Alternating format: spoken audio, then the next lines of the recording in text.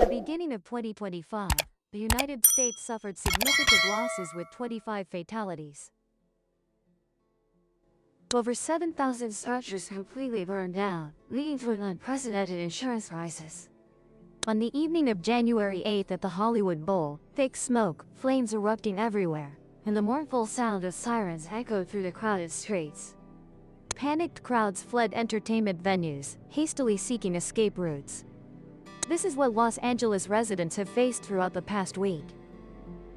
Among them were many billionaires, singers, actors, top celebrities, and stars about to be nominated for Oscars.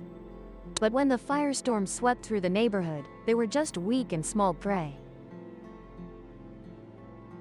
So what happened in this land of luxury? Why could the flames invade the film capital so thoroughly? Join Kanha TV to explore the Los Angeles wildfire incident, water shortage, strong winds, insurance fleeing in today's video. But before we start, please leave a like, subscribe, and hit the notification bell so you don't miss our latest videos. Let's get into today. Pacific Palisades is an upscale neighborhood located in the northwest of Los Angeles, California. It's famous for its luxury villas, beautiful private beaches, and picturesque natural scenery. Pacific Palisades attracts many Hollywood stars and celebrities to live there, creating a wealthy and vibrant community. Including famous names like comedian Billy Crystal, model Paris Hilton, veteran actor James Wood, and the famous actress from This Is Us, Mandy Moore. Housing prices in Pacific Palisades are among the most expensive in Los Angeles. With prime location, high-end amenities, and luxurious living spaces, the villas here are worth hundreds of millions of dollars. Not only that, this area is also famous for its high-quality schools and tight security system, ensuring a peaceful and classy life for residents. However, that royal and peaceful life was completely shattered on January 7, 2025. When the new year had just begun for a week, the fire broke out in the dry and windy atmosphere of Pacific Palisades. On the same day, two neighboring areas in Los Angeles County, Eden and Hearst, also caught fire. By January 8th, 5 people had died while rescue forces were almost unable to control the fire. Specifically, the Eden fire covered an area of 14,117 acres, but was only 15% contained, while the Palisades fire covering 23,707 acres was only 11% contained. Therefore, Los Angeles Sheriff Robert Luna immediately issued a mandatory evacuation order. This order immediately affected 105,000 people and approximately 87,000 other residents under evacuation warning. Notably, these residents were all in one of the following areas: Hollywood Boulevard to the south, Mulholland Drive to the north, Highway 101 to the east, and Laurel Canyon Boulevard to the west. These are all symbolic addresses for artists in the entertainment industry in the land of the stars and stripes. On the evening of January 8th, a new fire continued to break out in Hollywood Hills, bringing the total number of wildfires erupting in Los Angeles County to 6. Two large fires in the eastern and western parts of the city also continued to erupt fiercely as night fell. In the city center area, the Hollywood Hills fire burned 50 acres, approximately 20 hectares, just on January 8th. Images from the fire's epicenter show the wealthy Pacific Palisades neighborhood quickly becoming a war-torn, devastated area as the firestorm swept through. Throughout the streets and surrounding residential areas, houses collapsed one after another, leaving gray-black ruins, scattered with remaining terracotta tile fragments after fighting the fire. Only concrete doors remained standing amidst the devastated, ruined landscape. Even people described this place as a lifeless zone. Only seen some Los Angeles firefighters still trying to extinguish fires at multiple points, while a few crows from above silently observed, then suddenly flapped their wings and scattered in panic. In front of one house, a car abandoned on the sidewalk. Everything around seemed to have melted or been burned. Only the bare steel frame remained. By Sunday evening, January 12th, according to statistics, over 40,300 acres across California had been burned. by 105 fires in the first 11 days of the year, a number larger than the area of France's capital, Paris. Among them, the Eden and Palisades fires burned a total of nearly 38,000 acres. According to unofficial predictions, this could be the second and fourth most destructive fire in California's history. The Los Angeles County Fire Department also recorded approximately over 7,000 structures destroyed by fire, including 5,000 homes in Palisades. Notably, this figure is not yet official because damage assessment reports have only completed 24%, meaning 1/4 of the necessary workload. But misfortunes never come singly. Strong winds and dry weather continue to fuel the fires in Los Angeles more intensely. The National Weather Service has issued a red flag warning, an extremely dangerous condition, for some areas in Ventura and Los Angeles counties. Areas experiencing severe wildfires throughout Southern California, including Riverside, Glendale, San Bernardino, and Irvine, may have winds of 20 to 40 miles per hour. Strong gusts accompanied by dry air, wind speeds could exceed 50 miles per hour. Even in some places, it could reach up to 70 miles per hour. The scale and rapid spread of the fires exceed the fire department's control capabilities, quickly exhausting them. Although firefighting forces from 6 other states have been deployed to California, including an additional 250 units with 1,000 personnel from Northern to Southern California, the controlled area of the fire remains very limited. At least 25 people have died. Economically, forecasts predict that catastrophic wildfires in Los Angeles could cause $135 minus $150 billion in damage, and the recovery process could last up to a decade. The question arises as to why such a wealthy area, not lacking money, certainly equipped with full safety conditions, like Los Angeles, would experience such an uncontrollable disaster. It turns out, the rich also cry when nature gets angry. The main reason the fire is growing stronger is climate change. According to scientists, global warming creates conditions for widespread fires, and California is particularly vulnerable to climate change. The state's Mediterranean climate is dominated by extreme weather. Summers are rainless, while rain mainly falls in winter.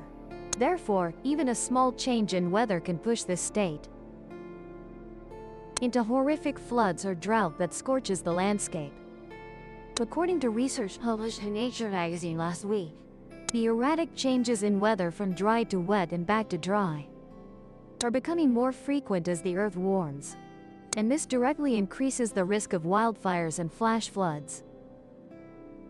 Last year, a period of pouring rain lasting from December to early February poured down on Los Angeles, turning it into a deadly winter, with storms causing road flooding, sweeping away cars and hundreds of landslides. Immediately after the rain stopped, the wet weather created conditions for vegetation to grow vigorously everywhere. You might think that was rebirth, but no.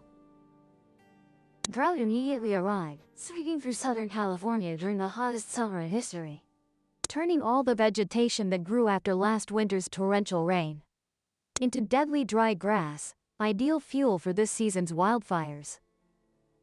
And then, just a spark with some wind, the entire state immediately becomes a moth consumed by fire.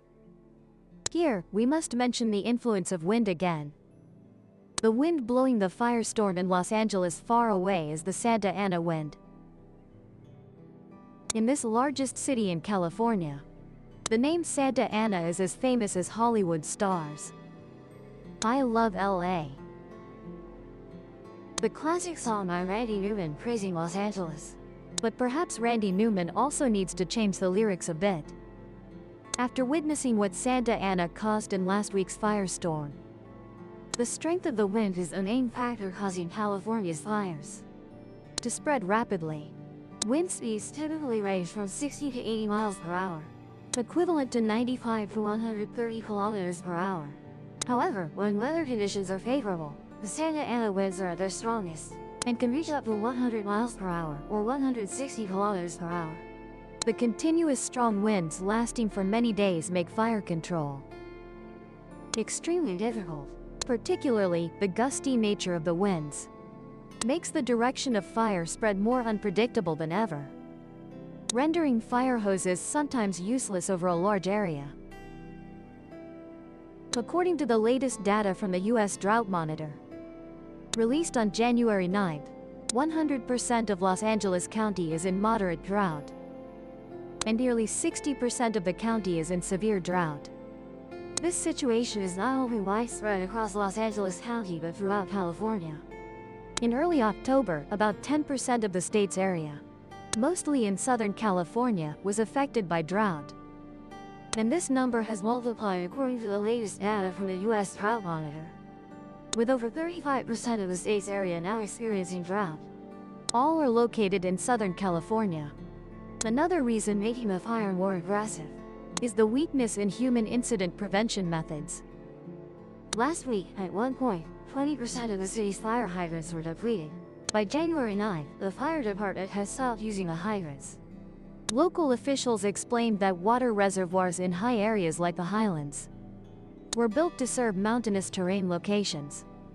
However, the water pumping system seems insufficient to meet the demand in emergency situations when the fire breaks out and quickly spreads from one residential area to another. Typically, urban water supply systems like those in Los Angeles are pre-built to handle large water demand situations, including supporting major fires, where firefighting teams need to access water sources simultaneously. However, supplying water to the elevated areas of hillside communities, such as Pacific Palisades, has always been a significant challenge. In these areas, water is drawn from reservoirs and pumped into 3 large tanks, located at high positions, each holding up to about 1 million gallons. From there, water flows by gravity to homes and fire hydrants. Nevertheless, this pumping and storage system was only planned for a small fire, causing damage to a few dozen homes. Now, with disasters burning hundreds of homes like this, the system struggles greatly to maintain the necessary water supply. By the afternoon of November 8, all 114 reservoirs throughout the city had been refilled. However, this immediately became an excuse for some opportunistic individuals to exploit, criticizing the leadership of the Democratic Party in California. A notable detail is that according to a recent financial analysis report, S 2024-2025 period conducted by the legislative analyst, Governor Gavin Newsom decided to cut $101 million in funding for 7 fire prevention and forest restoration programs. Notably, this move occurred just a few months before severe wildfires broke out in the Los Angeles area. Newly elected President Donald Trump assessed that the cause of this disaster was the governor's poor management, particularly the decision not to activate the main water diversion system in Northern California. Meanwhile, billionaire Elon Musk offered a different perspective, suggesting that every aspect from protecting endangered fish species to various initiatives by the Los Angeles Fire Department played a role in leading to this disaster. However, all the above causes are only indirect factors that allow the fire to spread. So what about the cause that started the fire? While parties are still arguing and blaming each other, investigators are beginning to look into the real cause that triggered this fire. According to the Washington Post, the Palisades fire, the largest of the 3 fires, which is still ongoing, may have started from fireworks set off on New Year's Eve. Because at 4:46 a.m. on January 1st, the Los Angeles Fire Department reported that their firefighters had just finally extinguished a fire in a northern residential area of Pacific Palisades, right after the New Year's Eve night. The cause of this fire was precisely fireworks. The fire was extinguished after burning approximately 3 hectares, and cleanup and site processing will continue to be deployed to ensure no reignition occurs. However, the Washington Post used satellite imagery to identify the fire's trace and compared it with satellite images taken right after the Palisades fire started on the morning of January 7th. From there, they confirmed that the origin point of the recent fire matched the burn scar of the New Year's Eve fire. Meanwhile, according to police forces, the Kenneth fire occurred in the San Fernando Valley on January 9th and has now been completely extinguished. It is likely an intentional act. Immediately after the fire broke out, a man was arrested in the Woodland Hills area. The suspect, named Julian Sierra, 33 years old, was arrested after being discovered attempting to set fires in the area. Another possible cause of the disaster is downed power lines causing electrical fires. However, on January 9th, Southern California Edison submitted a report to the California Public Utilities Commission confirming they detected no electrical disruptions or abnormalities in the approximately 12 hours before and more than 1 hour after the fire was recorded. Many opinions suggest that the investigation into the severe wildfire disaster in the Los Angeles area could take months or even longer before it can be completed and the official cause announced. Iris Papadopoulos, founder of the Resilience Action Fund, abbreviated as RAF, assessed that the reconstruction of areas affected by wildfires could take from 5 to 10 years. He predicted that about 1/3 of property owners will sell and leave, while 1/3 of wealthier residents might complete reconstruction within 3 to 5 years. The remainder includes those without good financial conditions. Without insurance or only limited insurance will need a decade to rebuild. Those who decide to rebuild face increased costs in both materials and labor, along with prolonged waiting times due to the scarcity of reputable contractors. Additionally, nearly half of the small businesses in the area are predicted not to resume operations, damaging local tax revenue and worsening economic difficulties in the region. The government will also face pressure to pay for repairs to public property and restore essential services. And as Los Angeles continues to burn, the casualty count has not stopped.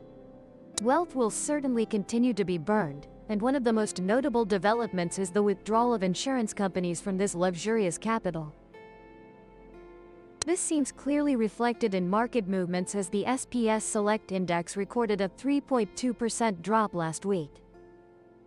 Specifically, several major stocks in the industry collectively declined. Travelers, the group leader, fell 4%, while Allstate lost up to 7% in value. Trump and AIG decreased by 4% and 1.3% respectively. Notably, Mercury General, an insurance company based in Los Angeles, saw its stock plummet the most with a 22% drop.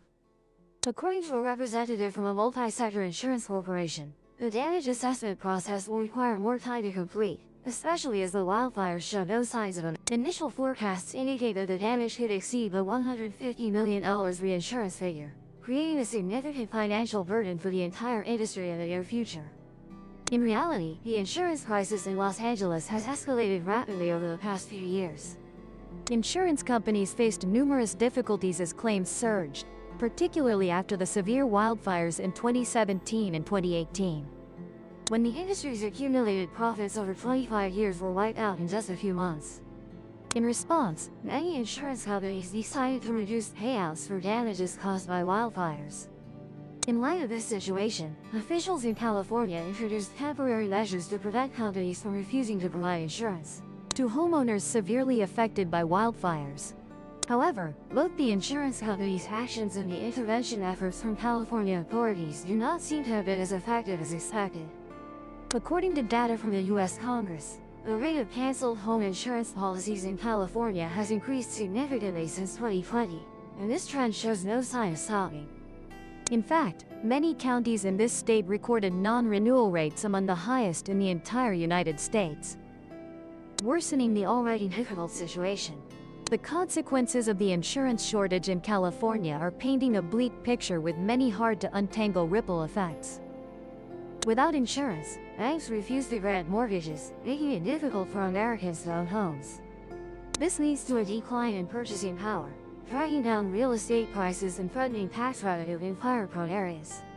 Overall, everything resembles a stack of dominoes, insecure, interconnected, and very prone to collapse. The fire in Los Angeles is just the pretext to expose all these issues, making both the rich and the poor in the land of the free realize that even with money or fame, it's still not enough for a stable, peaceful life once natural disasters strike. And you, what do you think about this horrific disaster in Los Angeles? What is the main cause of this tragedy? And who will have to take responsibility? Who will have to leave politics? Please leave your comments right below.